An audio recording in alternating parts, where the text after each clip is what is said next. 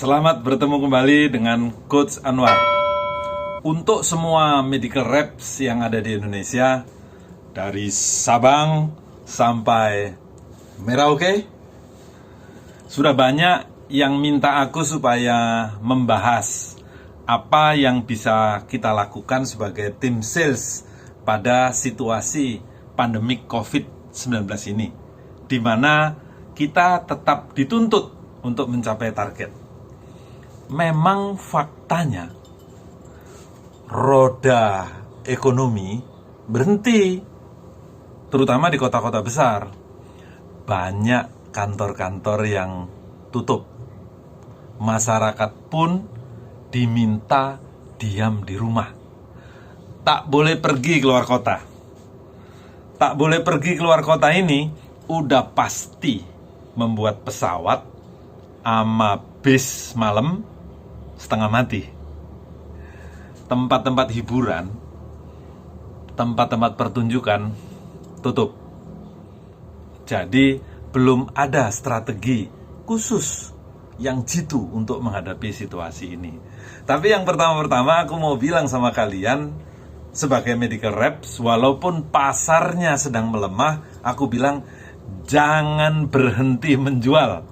Terus, perlu kalian ketahui juga, aku udah dapat info dari lapangan. Beberapa produk salesnya berlipat-lipat karena masyarakat kepengen meningkatkan daya tahan tubuhnya. Nah, otomatis yang punya produk ini berlipat ganda lah. Gitu kan?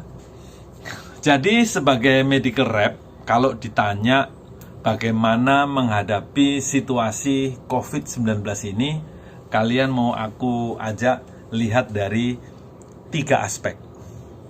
Yang pertama, aspek customer.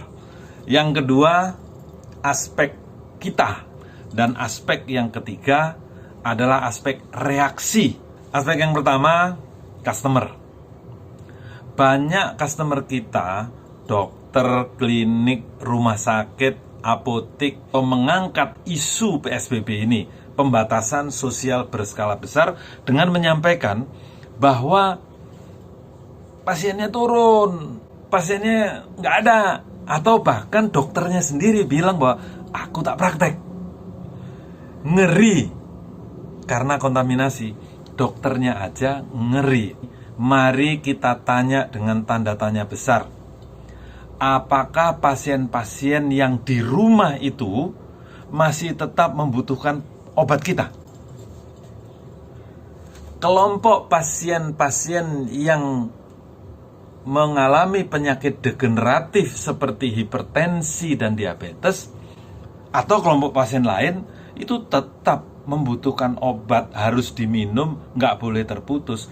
Inilah saatnya kita sebagai medical rep membantu dokter dan apoteker untuk memastikan bahwa pasien-pasien ini mendapatkan obat sesuai yang dibutuhkan. Sudah dapat ide kan? Yang kedua, kita sebagai medical representative secara pribadi, kita harus tetap semangat. Perlu kalian ketahui juga bahwa sebetulnya kompetitor juga mengalami situasi yang sama. Kalian harus melihat ini sebagai sebuah pelajaran yang nanti bisa menjadi cerita 10 tahun lagi saat kalian sudah menjadi sales manager. Amin. Sebagai medical reps, ayo kita lihat ulang area kita. Tahun lalu, aku pernah tulis di Facebook, lihatlah area kita ini seperti seorang petani memandang sawahnya. Kalau sebelumnya ditanami padi, maka kreativitas ini akan muncul saat musim kemarau di mana air sulit. Para petani mulai menanam ubi agar sawahnya tetap bisa menghasilkan. Melihat ulang area kita ini yang aku sebut reframing. Jadi kalau selama ini kita hanya melihat kotak yang satu ini, tanpa mau atau tidak mau melihat kotak yang lain, maka mulai sekarang kita belajar untuk melihat kotak yang lebih besar. Memang ini tergantung dari pengalaman dan kemauan. Dengan pengalaman yang baik, dengan kemauan yang tinggi untuk terus belajar, reframing ini memperluas jendela kita, tidak akan sulit. Oke? Yang ketiga, aspek reaksi. Apa reaksi kita, apa kegiatan yang bisa kita lakukan di saat-saat COVID-19 ini.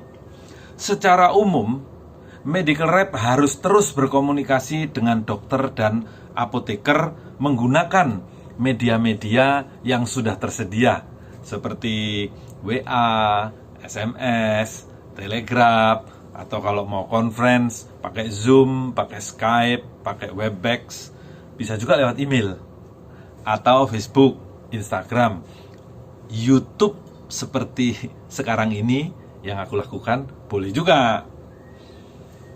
Namun demikian, kita harus membuat kategori-kategori. Customer-customer yang tidak memberikan respon, nanti dulu, nggak usah dipaksa. Beberapa customer juga responnya datar-datar aja. Ini boleh dicoba sih, tapi kita fokus kepada dokter dan apoteker yang memberikan respon positif. Ini saatnya kita membantu.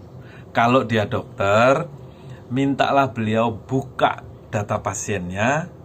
Kalau dia apoteker, mintalah mereka buka data customernya. Kemudian bersama-sama dengan kita membuat program-program untuk memastikan semua pasiennya mendapat obat tanpa terputus. Oke? Nah, ini ide yang lain. Coba kalian cek beberapa rumah sakit yang selama ini sudah menjadi target kita dan secara reguler sudah membina kelompok-kelompok pasien, kelompok senam hamil, kelompok senam jantung sehat, kelompok meditasi. Nah, rumah sakit ini bisa diajak kerjasama untuk memastikan kebutuhan obat-obat pasien tidak terputus. Gitu kan? Kalau masih ada yang penasaran dengan reaksi ini, silakan ditulis di kolom komentar. Nanti aku jawab sesuai dengan situasi dan kondisi area kalian. Jadi kalau pandemi ini masih terus berlangsung, jangan lupa melihat situasi ini dari 3 aspek. Aspek yang pertama, customer, dokter dan apoteker. Aspek yang kedua, diri kita sendiri. Dan aspek yang ketiga, bagaimana kita bereaksi. Semoga bermanfaat. Sampai ketemu di warung kopi langganan.